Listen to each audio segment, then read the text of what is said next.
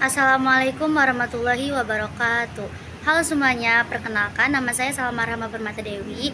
Saya mahasiswa semester 1 dari Prodi Tarjamah. Di sini saya akan membahas tentang mata kuliah Nahwu. Jadi simak videonya ya guys.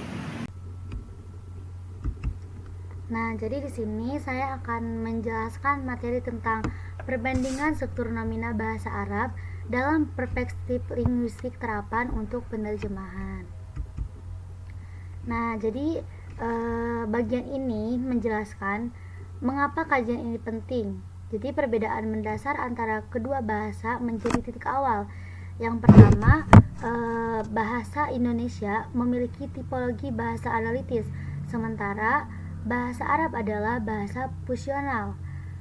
Yang kedua, perbedaan struktur nomina ini secara langsung mempengaruhi proses penerjemahan. Nah, oleh karena itu, sangat penting bagi seorang penerjemah untuk memahami konsep-konsep seperti ketarifan, bilangan, dan gender dalam kedua bahasa yang berbeda ini. Nah, kajian ini termasuk dalam linguistik terapan yang bertujuan untuk meningkatkan akurasi penerjemahan. Lalu, dari latar belakang tersebut, kita merumuskan beberapa masalah utama.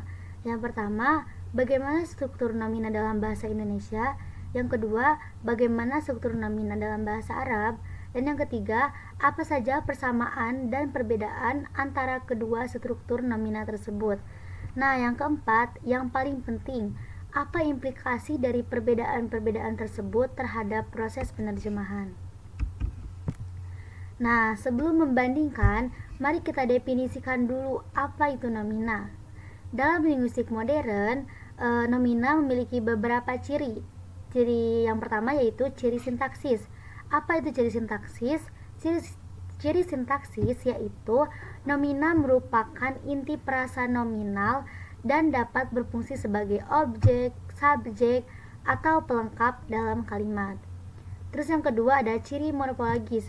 Ciri morfologis yaitu nomina dapat mengalami proses derivasi dan afiksasi. Terus yang terakhir ada ciri semantis. Apa itu? Itu adalah nomina yang merujuk pada entitas baik konkret maupun abstrak.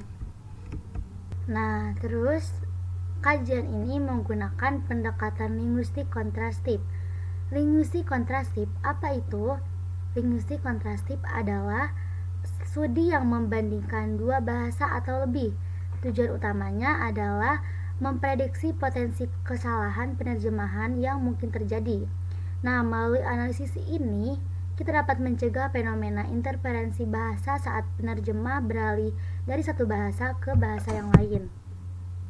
Nah, analisis struktural ini sangat relevan bagi penerjemah yang bekerja pada pasangan bahasa Arab dan Indonesia. Nah, mari kita lihat detail struktur nomina dalam bahasa Indonesia. Nah, yang pertama ada ketarifan. Nah, bahasa Indonesia tidak memiliki penanda morfologis yang eksplisit. Ketarifan sepenuhnya bergantung pada konteks kalimat. Terus yang kedua ada bilangan. Nah, sistem bilangan di Indonesia adalah analitis. Artinya tidak ada perubahan bentuk pada nomina untuk menandakan jamak. Misalnya buku, ya tetap buku. Terus yang ketiga ada morfologi. Nah, nomina dapat dibentuk melalui afiksasi seperti pe, ke, an, dan kean. Jadi bahasa Indonesia itu menganut sistem aglutinatif.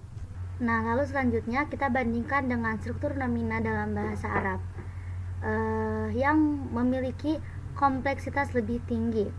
Jadi yang pertama ada ketarifan, yaitu terdapat penanda definits yang eksplisit yaitu alif lam sebagai prefiks. Nah, selain itu ketarifan juga ditandai oleh sufiks pronominal.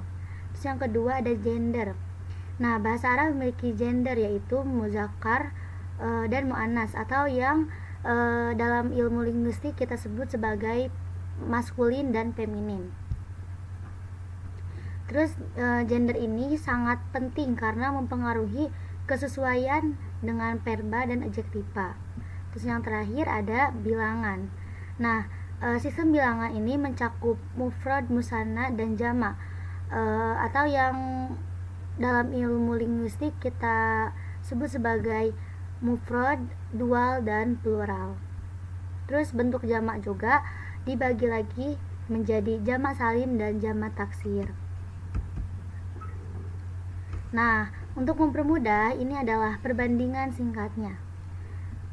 Kalau misalkan ketarifan dalam bahasa Indonesia itu tidak ditandai secara morfologis atau bersifat analitis, sedangkan dalam bahasa Arab ketarifan itu sistem eksplisit dengan penanda alif lam yang mempengaruhi struktur gramatikal dalam kalimat.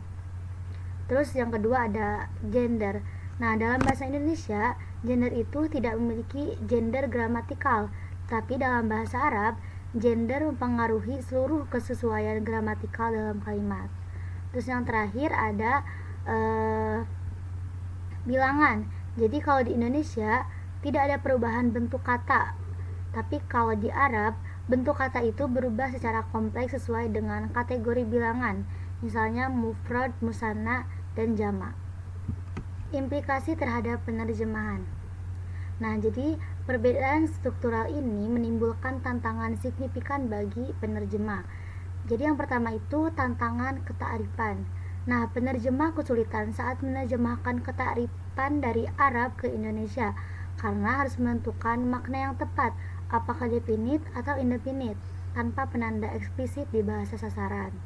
Nah, yang kedua ada tantangan gender.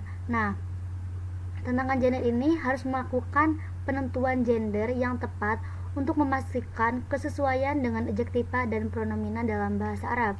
Terus yang ketiga ada juga tantangan bilangan. Jadi kompleksitas bilangan Arab, terutama musanna dan jamak taksir, dapat menyebabkan kesalahan jika tidak dikuasai. Nah, untuk mengatasi ini, penerjemah harus memahami konteks, makna, dan struktur gramatikal kedua bahasa.